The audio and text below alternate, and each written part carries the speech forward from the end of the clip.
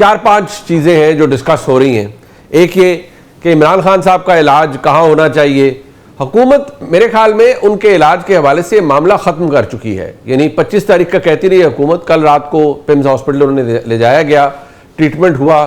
Barrister گور خان صاحب کہتے ہیں ہمیں نہیں پتا, فیملی کو نہیں پتا, پروسیجر ہو گیا, ان کو واپس جیل منتقل کر دیا گیا. آج عمران خان صاحب کی ہمشیرائیں ایک ایف آئی آر درج کروانا چاہتی ہیں عبدالغفور انجم کے خلاف, جو کہ سابق سپرنٹنڈنٹ جیل ہیں اڈیالہ کے, اور وہ آج اپنے بھائی سے ملنا بھی چاہ رہی ہیں. لیکن معاملات جو کہ تو ہیں, آج ملاقات عمران خان صاحب کی جو اہلیہ ہیں ان کی فیملی بھی ظاہری بات ہے کرنا چاہے گی. جو سہیل آفریدی صاحب ہیں خیبر پختونخوا کے چیف منسٹر, ان کے معاملات ایک اور نوعیت کے ہیں یا ایک اور سطح پر چلے گئے ہیں.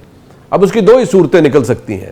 یا سہیل آفریدی صاحب کو اس بات کا اندازہ ہو چکا ہے کہ ان کے لیے حالات درست نہیں ہیں, تو انگریزی میں جسے کہتے ہیں he wants to go down fighting, یعنی کہ وہ اس نظام سے لڑتے ہوئے نظر آ رہے ہیں, الجھتے ہوئے نظر آ رہے ہیں. یا دوسرا تجزیہ یہ کیا جا سکتا ہے کہ شاید آفریدی صاحب نے گنڈا پور صاحب کی پالیسی کو اڈاپٹ کر لیا ہے کہ ٹھیک ہے, جلسوں کے اندر, پریس کانفرنسز کے اندر اپنی جو ڈومیسٹک آڈینس ہے اس کو پلے اپ کرتے ہوئے سخت زبان استعمال کرنی ہے, لیکن ایک ورکنگ ریلیشن شپ رکھنا ہے, جہاں ہاتھ ملانے کی ضرورت ہے وہاں ہاتھ ملانا ہے, اور نظام کو اسی طرح دھکا دیتے ہوئے آگے چلنا ہے. جو ہو رہا ہے اس کے اوپر حکومت درست موقف رکھتی ہے. جو پاکستان تحریک انصاف کے مسائل ہیں, کیا پاکستان تحریک انصاف درست ہے یا غلط ہے, یہ تمام وہ معاملات ہیں جو پاکستان کے بہت سے ایشوز کو اس وقت گھیرے ہوئے ہیں. گڈ ول کریٹ ہوتی ہے بہت سی چیزوں کے اوپر, لیکن سیاسی عدم استحکام آج بھی اسی طرح موجود ہے جس طرح پہلے 2.5-3 سال سے موجود رہا ہے. اس پر میں چاہتا ہوں کہ ہم گفتگو کریں. ہمارے ساتھ پروگرام میں موجود ہیں لاہور اسٹوڈیوز میں میرے ساتھ جناب افتخار احمد صاحب, میرے استاد ہیں. بہت شکریہ جناب افتخار صاحب آپ کا, اور میں چاہوں گا آپ اپنے فون کو سائلنٹ کر لیجئے.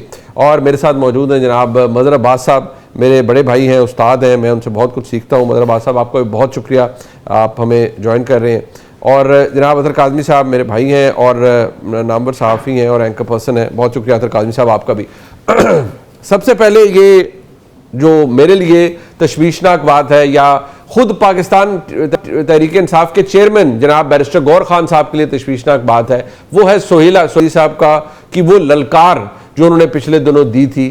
پہلے شاید لگ رہا تھا, کل کے پروگرام میں بھی ہمیں یہ لگا کہ جو شفیع جان صاحب ہیں وہ یہ کہہ رہے ہیں کہ نام تبدیل ہو سکتا ہے, لیکن ایشو یہ ہے کہ ابھی تک سہیل آفریدی صاحب اپنے موقف پر ڈٹے ہوئے ہیں. ایک تو انہوں نے کیا کہا کہ رہائی فورس بنے گی تو کیسے بنے گی, ذرا سن لیجیے.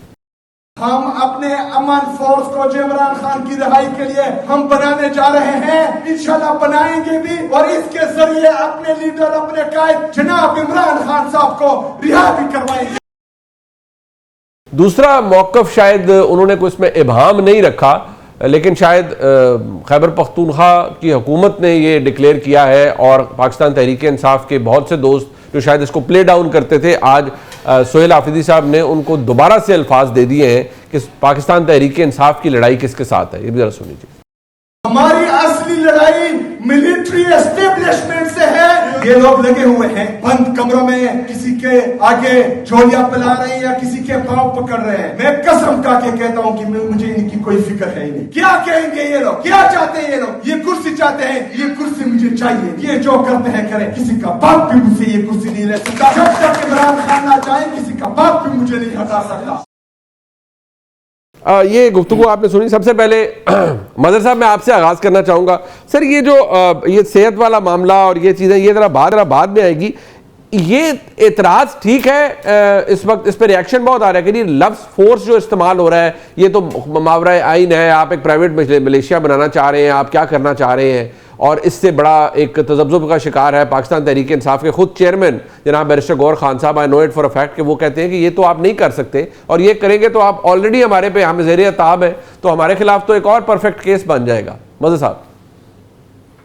شکریہ منیب. دیکھیے سب سے پہلی بات اس سے ہٹ کے کہ رہائی فورس بنائیں یا کوئی بھی فورس بنائیں, اصل چیز یہ کہ تحریک انصاف کے بانی عمران خان صاحب نے محمود خان اچکزئی کو یہ ٹاسک دیا ہے کہ وہ آپ تحریک چلائیں, اور جو بھی چاہے بات چیت ہو یا تحریک ہو وہ محمود خان اچکزئی اور تحریک تحفظ آئین کے تحت چلائی جائے.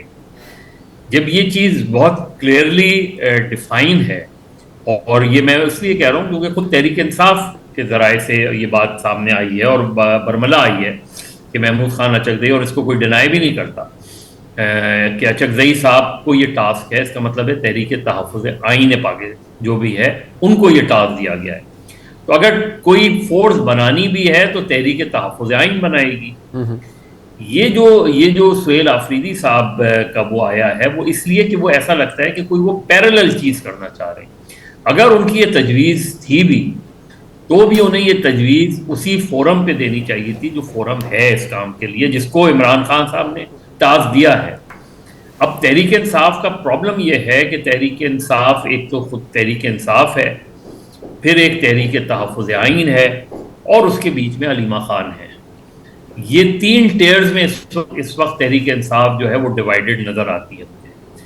اور چونکہ اور یہی وجہ ہے کہ دیکھیں 2-2.5 سال سے عمران خان صاحب جیل میں ہیں.